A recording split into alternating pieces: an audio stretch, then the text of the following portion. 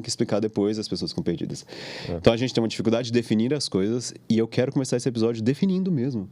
Por que psicologia baseada em evidências? O que é isso? Por que a gente faz isso? O que é essa prática? O que é a teoria? Isso é muita pergunta. Começa o que é a psicologia baseada em evidências. Eu tô pedindo para definir demais, né? Vamos definir de menos então, gente. O que é psicologia baseada em evidências? Ok. A psicologia baseada em evidências, ela é um princípio para a prática profissional. E esse é um princípio que engloba 3 pilares, que vão ser os pilares da prática baseada em evidências e também envolve a gente dar uma valorização para a adoção de teorias que são bem embasadas dentro da área da psicologia. Pegando primeiro aí a parte da prática baseada em evidências, que está contida na psicologia baseada em evidências. Nós temos 3 pilares, 3 pontos, 3 itens que são importantes, que os 3 devem ser cumpridos para que a gente diga que está havendo ali uma prática baseada em evidências. E isso daí também é válido para outras áreas do conhecimento que vão ter, não é só psicologia baseada em evidências, né? Pode ter medicina baseada em evidências, fisioterapia baseada em evidências, nutrição baseada em evidências, etc. O primeiro pilar, não necessariamente uma ordem hierárquica, né? Mas apenas, né, mencionando, é a adoção das melhores evidências científicas disponíveis sobre aquele determinado tema, ou seja, você vai colocar ali uma relevância em buscar na literatura científica, né, quais estudos que nós temos sobre aquele tema que você quer tratar, aquela intervenção que você está pesquisando, considerando também se essas publicações elas são de qualidade ou não, porque tem muita coisa que está publicada e não é necessariamente porque algo está publicado que essa coisa é boa. Inclusive, eu acho que essa noção é uma noção que eu acho que todo estudante de PBE, de Psicologia Baseada em Evidências, tem que ter desde o começo, né? Não é porque uma coisa está publicada que ela é boa. Mas é isso, essa consideração dessas publicações de qualidade.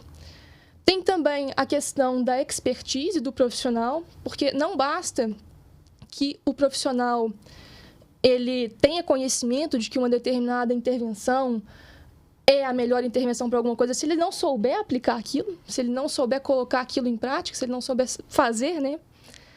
E, por fim, também a consideração das características particulares daquele sujeito que está recebendo aquela intervenção, pensando aí também, novamente, nesse cenário de práticas. Então, pode ter uma determinada pessoa que a gente sabe que as pessoas são diferentes, né? As pessoas não são iguais, né? Não é uma coisa mecanicista que é todo mundo, né, igualzinho, todos são robôs, essas coisas. Que é das principais críticas que o pessoal da PBE recebe, né?